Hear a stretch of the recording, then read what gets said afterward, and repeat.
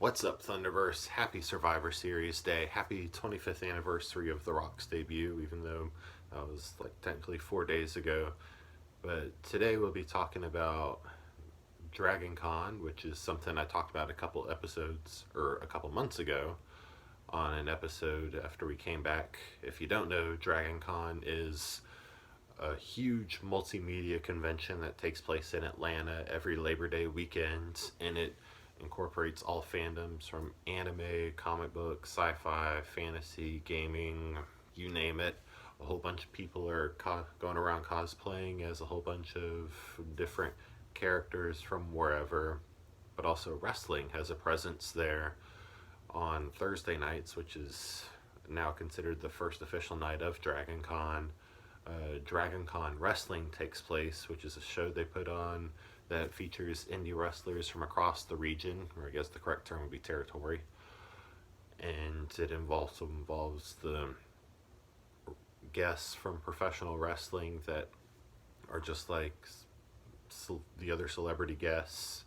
Like this past year was Diamond Dallas Page. 2 years ago was Jake the Snake Roberts and Dustin Rhodes. I think 1 or 2 years before that was Ric Flair, Sting, and Lita. So you've got indie wrestling going on, you've got legends coming to say hello, and you've even got Xavier Woods making an appearance every year because, you know, he loves DragonCon and he's from Atlanta. So if you notice, he gets written off TV for a little bit around Labor Day weekend. That's why. Because one of his good friends, Michael Mosley, is a regular wrestler on the show, and sometimes Woods is just watching and sometimes he participates. Like this past year, Michael Mosley was Waluigi and Xavier was whoever the yellow plumber character is. I guess I'm not that super versed into the Mario universe. Apologies. So anyway, that's the lowdown on DragonCon. Oh, and of course the wrestling guests also have their own panels later on in the con, and they do signings and whatnot. So I did do an episode of the podcast of talking about DragonCon, so you can check that out. But why we're talking about it in this video is because with this being a visual medium, I can talk about some of the toys that I got from the vendors, because DragonCon also has a huge vendor area. The first one is all Stone Cold.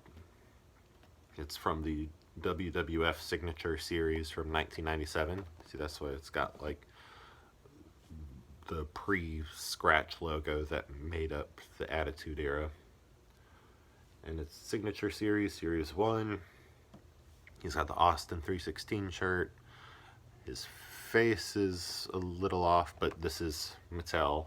Or, this isn't Mattel. This is from Jakks Pacific. And, I mean, it was 97.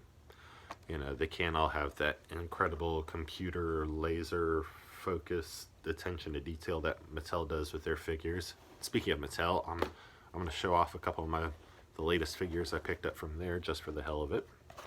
And on the back we've got the Signature Series line of Mankind, of course Stone Cold, Goldust, Road Warrior Hawk, Road Warrior Animal, and Hunter Hearst Helmsley, who, of course, his face looks a little bit different from the future game.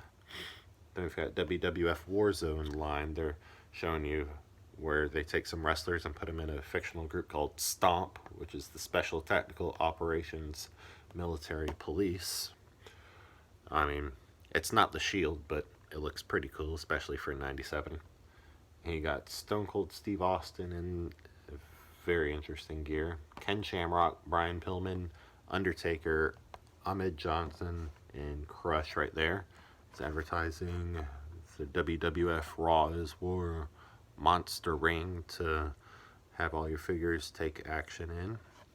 And then to tell you that these figures have bone crunching action, so if you move it up and down you can get some sort of sound effect of bones crunching with that, but don't do it side to side, otherwise you could permanently damage your action figure.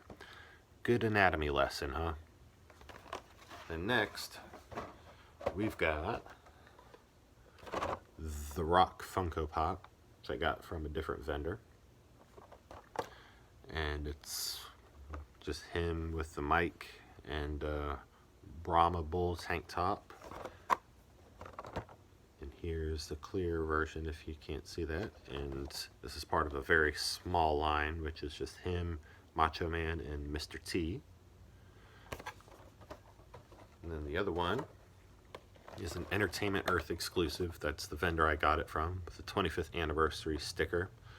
And his tank top says "Bring It," because Funko Pops are a little small, so you can't really fit just "Bring It," at least in that size lettering. And then there's the WWE Championship, that I'm pretty sure this is the one that he won from CM Punk in Royal Rumble 2013, right there. Got the 25th anniversary sticker. I don't know if I already said that or not. And here it is clear. It says The Rock WWE Anniversary Edition, The Rock Debut, 11/17/96. I don't know if it's shown completely reversed backwards for you, but that's what I'm seeing here in this camera. And it's in a line with Stone Cold Steve Austin, which it's a little more understandable why he doesn't look exactly like Stone Cold. China, Edge from 2020, Drew McIntyre, and Otis with Money in the Bank. Remember when Otis had the Money in the Bank briefcase? But hey, speaking of Money in the Bank, just wanted to show off this. The Becky Lynch Elite Collection. There's several of these out there, and I'm pretty sure I have most of them. It's Becky with the Raw Women's Championship and the Money in the Bank briefcase, because this figure is commemorating what feels like a million years ago when she relinquished her Raw Women's Championship by informing Asuka that the Money in the Bank match was not for an opportunity, but actually for the Raw Women's Championship. And it's good to know that this figure, I mean, obviously minus the briefcase, of course, is still pretty timely, because, of course, today, Becky, as the Raw Women's Champion, will be facing Charlotte Flair and the whole champion versus champion thing in one of the more interesting worked shoots of this time. And then, of course, on the back, you've got her stats from Dublin, Ireland, Disarmor, 5'6", Raw Women's Champion, SmackDown Women's Champion, 2019 Royal Rumble match winner. After defeating Shayna Baszler at WrestleMania 36, the man forfeited her title to the Money in the Bank winner, Asuka. I'm pretty sure this is the picture from her from Royal Rumble 2020. And then, of course, there's the other figures in this line, which is kind of mostly depressing, because with the exception of Undertaker, who's just retired, Aleister Black, Karrion Kross, Bray Wyatt. Need I say more? Of course, it's kind of nice in the middle, because it's Becky and the current #1 contender to the Raw Women's Championship, Liv Morgan. So, I mean, that part's cool, but everything else is just like, And the other thing is, of course, you knew I had to have it. You know, I've never seen a wrestling toy be able to go face heel like this, but you have it here because it's Roman in the old big dog vest. But also you can change that out for a Wreck Everyone and Leave shirt. And you can switch out heads so you can have his hair tied back. Oof. And got it back here from Pensacola, Florida, 265 pounds, 6'3", Universal Champion, WWE Champion, Intercontinental Champion. I mean, he was also United States Champion and Tag Team Champion. With a new attitude and Paul Heyman in his corner, WWE isn't the big dog's yard anymore. Now it's the Tribal Chief's Island. And this one is a little less of a bummer than the Becky Lynch series or line of figures, because the only people who aren't with the company anymore are Murphy and Angel Garza's last name. But we got Roman, there's also Rhea Ripley, Jeff Hardy, Sheamus. Good stuff. So anyways, that was just the stuff that I picked up from DragonCon. Just wanted to do a little video add-on to the DragonCon episode to the Ring of Thunder episode on the podcast. Hopefully this isn't going to be too confusing to explain for a while now. And so that's pretty much it. Happy Survivor Series, y'all. Hope y'all enjoy it. Hope you guys enjoyed Turning Point last night. For those that watched Impact, I stayed awake for about half of it, but I'm really looking forward to when Impact starts moving back closer towards the East Coast. Like, for real. But anyways, that's the 1, 2, 3. Thanks for locking up with me in the Ring of Thunder.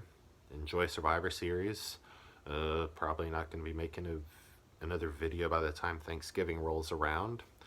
Oh, and before I leave, just wanted to point out the shirt. This is for the How to Talk to Your Friend About Wrestling podcast.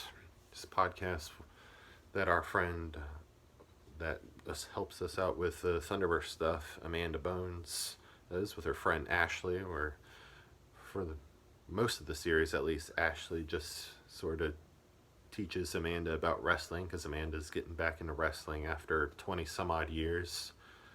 But then the series has evolved and it's more just a conversation about stuff they see in wrestling. They do a lot more indie in Japan and AEW as far as what promotions they talk about. Not so much WWE for obvious reasons. But yeah, definitely a very awesome podcast. Check them out. How to Talk to Your Friend About Wrestling. Yeah. Anyway, that is actually the 1, 2, 3. Thanks for locking up with me in the Ring of Thunder. Kick butts, not nuts.